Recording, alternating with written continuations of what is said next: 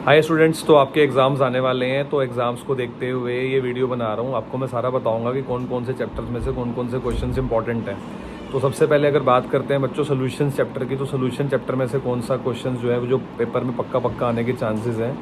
तो solution chapter में सबसे इंपॉर्टेंट टॉपिक होता है बच्चों न्यूमेरिकल पॉइंट ऑफ व्यू से कॉलिगेटिव प्रॉपर्टीज़। और कॉलिगेटिव प्रॉपर्टी में जो मस्ट कम क्वेश्चन होता है बच्चों, वो होता है एनसीईआरटी का सेकेंड लास्ट सॉल्ट एग्जाम्पल, जो एसिटिक एसिड के ऊपर है।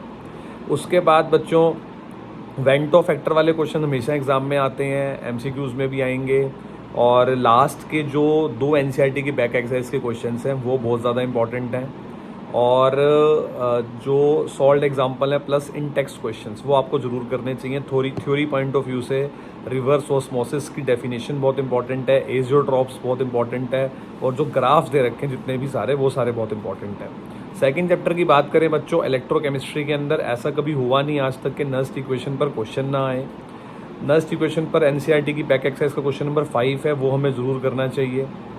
पहले 5 क्वेश्चंस जो हैं, पहले 7 क्वेश्चंस जो हैं वो इलेक्ट्रोकेमिकल सेल टॉपिक के ऊपर हैं, जो कि बहुत इंपॉर्टेंट है। इलेक्ट्रोकेमिकल सेल के बाद बच्चों जो नेक्स्ट टॉपिक आता है वो आता है electrolytic conductance. NCERT back exercise के अकॉर्डिंगली बता रहा हूँ। तो क्वेश्चन नंबर 8, 9, 10, 11 बैक एक्सरसाइज के इलेक्ट्रोकेमिस्ट्री के वो इलेक्ट्रोलाइटिक कंडक्टेंस के ऊपर है, बैक एक्सरसाइज के ऊपर, जिसमें से 11th क्वेश्चन बहुत ज़्यादा बार एग्जाम में आया है, जिसमें अल्फ़ा भी निकालना है और के ए भी निकालना है।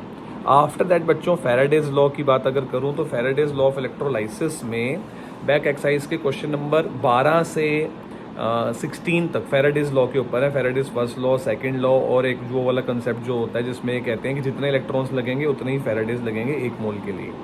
आफ्टर दैट बच्चों एक टॉपिक होता है जो बड़ा छुपा हुआ सा टॉपिक होता है, पेपर में बहुत कम पूछते हैं, लेकिन वो होता है प्रोडक्ट्स ऑफ इलेक्ट्रोलाइसिस।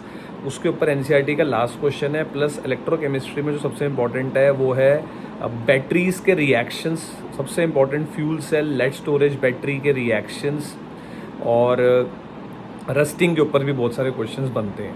और एमसीक्यूज़ के अकॉर्डिंगली अगर चलेंगे तो आपको इलेक्ट्रोकेमिकल सेल पर ज़्यादा एमसीक्यूज आने के चांसेस होंगे। और अगर 3 मार्कर्स में चलेंगे तो मोलर कंडक्टिविटी का जो ग्राफ है जिसमें स्ट्रॉन्ग और वीक का पैटर्न बताया वो बहुत इंपॉर्टेंट है।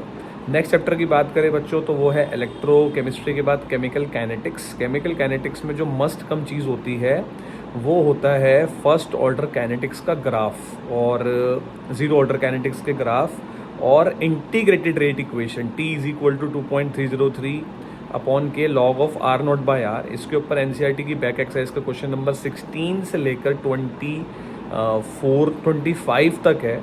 आफ्टर दैट एक्टिवेशन एनर्जी के क्वेश्चंस हैं जो कि 26 से लेकर 31 तक बैक एक्सरसाइज के हैं। इसके ग्राफ बहुत इंपॉर्टेंट है। प्लस ऑर्डर मोलिकुलरिटी का डिफरेंस हमेशा एग्जाम में आता है, प्लस मैकेनिज्म से ऑर्डर कैसे निकलता है वो, प्लस एनसीईआरटी बैक एक्सरसाइज का क्वेश्चन नंबर 11, 12, 13 जो इंटीग्रेटेड जो इनिशियल रेट मेथड के ऊपर है, जिसको टेबुलर मेथड कहते हैं, वो बहुत इंपॉर्टेंट है। प्लस इसमें ना इस चैप्टर के अंदर ऑर्डर के ऊपर कुछ कंसेप्चुअल क्वेश्चंस भी आ जाते हैं, जैसे बैक एक्सरसाइज का क्वेश्चन नंबर 2, 6 और 9 बहुत इंपॉर्टेंट है इसके ऊपर।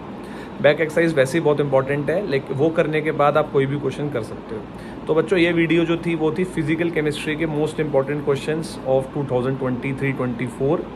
नेक्स्ट वीडियो में आपको बताऊंगा ऑर्गेनिक केमिस्ट्री कैसे करें और इनऑर्गेनिक केमिस्ट्री के कौन से इंपॉर्टेंट क्वेश्चंस हैं। Till then you subscribe the channel, please share, like and subscribe. Thank you.